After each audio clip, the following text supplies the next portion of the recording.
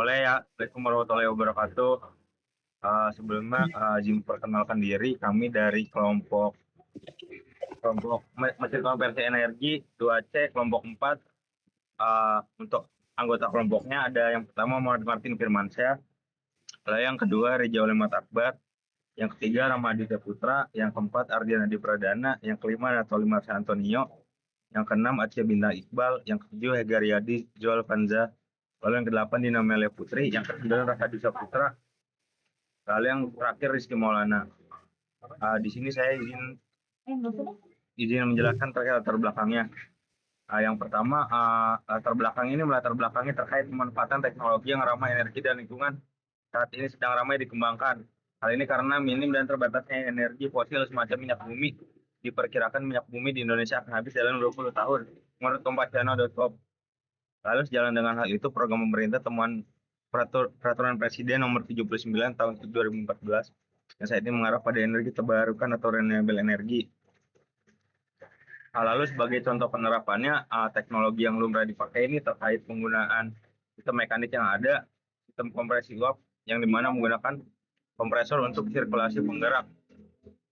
Lalu salah satu alternatif solusinya dengan pemanfaatan teknologi mekanikal dengan pengenalan metode solar pond atau kalau matahari memakai teknologi alamiah salinitas air garam karena perbedaan densitas. Lalu buat sistem solar pond ini merupakan sistem yang memiliki prinsip kerja pertukaran kalor. Air di dalam bak akan menangkap energi matahari yang didapatkan secara langsung saat bak didiamkan di bawah sinar matahari. Sistem solar pond ini merupakan sistem terkait prinsip kerja pertukaran kalor. Air di dalam bak akan menangkap energi matahari yang didapatkan secara langsung saat bak didiamkan di bawah sinar matahari. Lalu izin menjelaskan terkait rumusan masalahnya. Rumusan masalah yang pertama yakni bagaimana pemanfaatan sistem solar pond sebagai thermal energy storage non-mechanical pada mesin pengering singkong. Lalu bagaimana perubahan temperatur pada coil solar pond pada sistem selama pengeringan berlangsung. Lalu bagaimana pengaruh variasi salinitas air garam 7% terhadap kinerja sistem pengering. Lalu bagaimana mengetahui temperatur air pada heat exchanger kabin nilai coefficient of performance dan efisiensi mesin pengering berbasis sistem solar pond system. Lalu tujuannya untuk mengetahui pemanfaatan sistem solar pond sebagai thermal energy storage non-mechanical. Lalu mengetahui pengaruh variasi salinitas air garam 7% terhadap kinerja sistem pengering. Lalu menganalisis perubahan temperatur pada coil sistem solar pond selama proses pengeringan berlangsung. Lalu mengetahui nilai temperatur air pada heat exchanger kabin, nilai coefficient of performance, dan efisiensi mesin pengering berbasis solar pond system. Lalu untuk pembahasan di sini pemanfaatan sistem solar pond ini sebagai thermal energy storage non-mechanical pada mesin pengering singkong dilakukan dengan memanfaatkan energi panas matahari yang diserap dan disimpan oleh air garam dalam bak solar pond. Lalu pada penelitian ini sistem solar pond dilengkapi dengan koil pipa tembaga sepanjang 20,5 meter yang berfungsi sebagai heat exchanger. Dari panas yang tersimpan di air garam ini di bagian bawah bak dipindahkan ke air ke dalam koil. Kemudian sirkulasikan menuju heat exchanger pada kabin pengering dengan bantuan pompa air. Lalu dari hasil penelitian menunjukkan bahwa sistem solar pond menyerap dan menyimpan kalor dari sinar matahari dengan baik. Temperatur air pada bagian bak terus mengalami peningkatan hingga mencapai 40 derajat. Sedangkan temperatur kabin mencapai 34,1 derajat Celcius pada konsentrasi garam 10%. Selanjutnya akan dibahas oleh teman saya.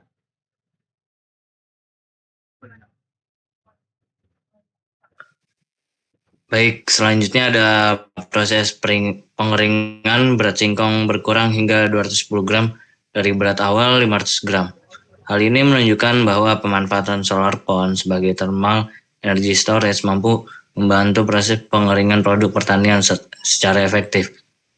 Selain itu, sistem ini juga menghasilkan nilai coefficient of performance actual heating rata-rata sebesar 1,15 dan efisiensi rata-rata sebesar 3,77%.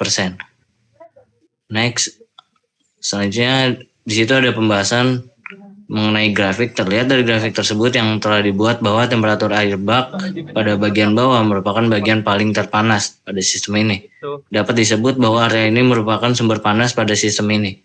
Panas dari air bak bagian bawah ini akan mempengaruhi seluruh sistem yang sedang beroperasi pada setiap titiknya.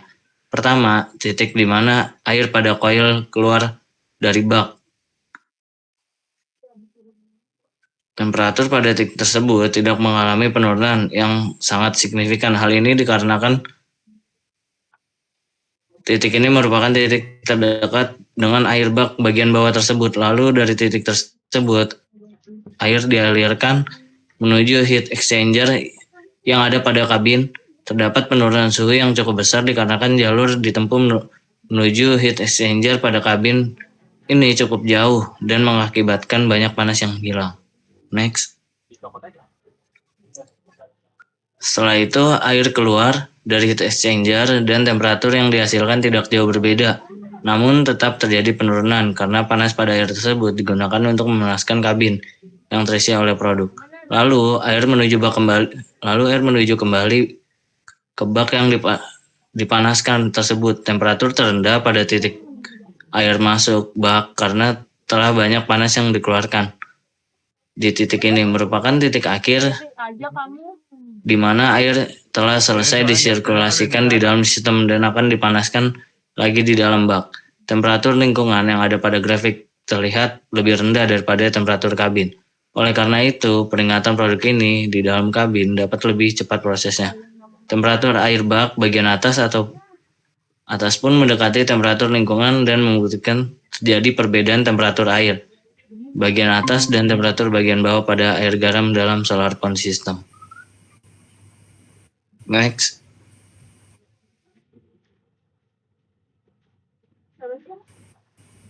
Selanjutnya terhadap waktu pada gambar di atas dapat dilihat bahwa di awal pengambilan data terdapat penurunan temperatur, tapi hal tersebut dipengaruhi oleh posisi kabin yang masih belum stabil setelah diisi oleh produk. Setelah kabin mulai stabil, lama-kelamaan temperatur air masuk koil solar pond ini naik berbanding lurus dengan temperatur dari kabin. Next.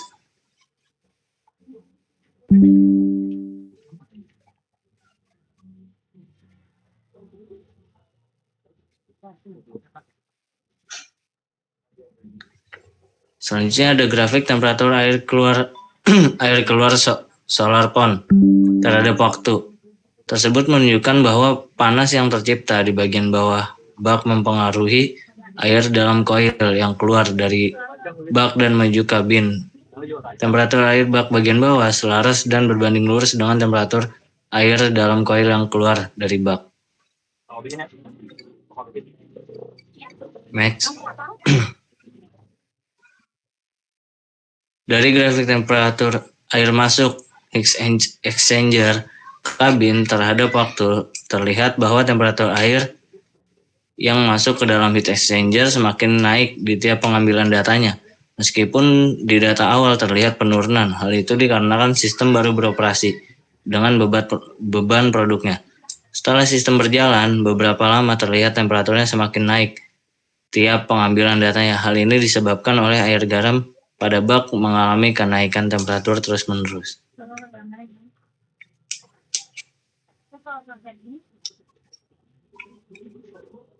Selanjutnya ada grafik temperatur air keluar dari heat exchanger kabin terhadap waktu. Untuk temperatur air keluar dari heat exchanger pada kabin, proses kenaikan temperaturnya sama dengan temperatur air yang masuk menuju heat exchanger di kabin. Namun perbedaannya, temperatur air keluar heat exchanger ini lebih rendah dari temperatur air yang masuk. Hal ini dikarenakan kalor yang terdapat pada awal air masuk menuju heat exchanger disalurkan ke kabin sehingga saat ini keluar dari heat exchanger maka temperaturnya menurun.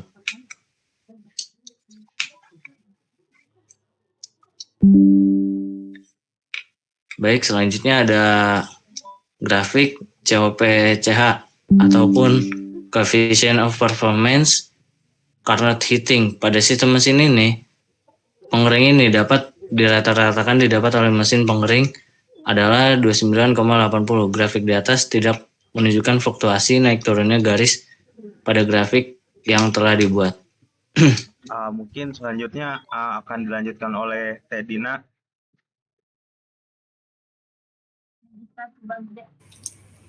Baik, izin melanjutkan dari rekan saya sebelumnya. Di sini ada pembahasan dari pada grafik gambar COP aktual heating terhadap waktu didapat. Aktual heating rata-rata yang didapatkan oleh mesin pengering ini adalah 1,15. Terjadi kenaikan nilai efisien terus-menerus pada setiap pengambilan datanya. Selanjutnya, pembahasan efisiensi dalam nilai persen, waktunya menit. Grafik efisiensi terhadap waktu efisiensi rata-rata yang didapatkan oleh mesin pengering ini adalah 3,77%. Sama seperti data COP AH terjadi kenaikan nilai efisiensi terus-menerus pada setiap pengambilan datanya. Next kan. Selanjutnya ada intensitas cahaya. Grafik intensitas cahaya terhadap waktu. Untuk intensitas cahaya dapat dilihat dari grafik yang tertera saat dilakukan proses pengambilan data sinar matahari cukup bersinar, terang dan terik. Terlihat dari intensitas cahaya yang berada pada angka 19.000 lux ke atas. Hal ini berarti sinar matahari dapat menjemur bak secara sempurna. Secara tidak langsung, intensitas cahaya ini berpengaruh terhadap kinerja dari sistem solar pond ini. Next. Kitanya yang suka maca. Di sini ada 3 kesimpulan dari pembahasan yang kita bahas pada hari ini. Yang pertama, kesimpulan pertama yaitu adalah sistem solar pond dapat dimanfaatkan sebagai media penyimpanan panas untuk proses pengeringan singkong secara efektif dan hemat energi. Sistem ini mampu menyerap serta menyimpan energi panas matahari melalui air garam sebagai media thermal energy storage. Kemudian menyalurkan panas tersebut ke kabin pengering menggunakan heat exchanger. Kesimpulan kedua, hasil penelitian menunjukkan bahwa variasi konsentrasi air garam mempengaruhi kinerja sistem pengering. Konsentrasi garam terbaik diperoleh pada salinitas 7% karena mampu menghasilkan temperatur bagian bawah bak hingga sekitar 40 derajat Celcius dan temperatur kabin mencapai 34,1 derajat Celcius. Kondisi tersebut membuat proses pengeringan singkong menjadi lebih optimal dengan penurunan berat produk sebesar 210 gram dari berat awal 500 gram. Dan kesimpulan yang terakhir, selain itu, mesin pengering berbasis solar pond system memiliki nilai COP actual heating rata-rata sebesar 1,15, COP Carnot heating sebesar 9,80 dan efisiensi rata-rata sebesar 3,77%. Dengan demikian, teknologi solar pond non-mekanik berpotensi menjadi alternatif pengering produk pertanian yang ramah lingkungan, ekonomis, dan mendukung pemanfaatan energi terbarukan. Next, Kang. Kita nggak diajak presentasi aja dulu. Oke, mungkin cukup sekian presentasi dari kelompok kami. Semoga apa yang telah kami sampaikan dapat menjadi manfaat bagi kita semua. Kurang lebihnya mohon maaf. Wabillahi taufiq wal hidayah. Wassalamualaikum warahmatullahi wabarakatuh.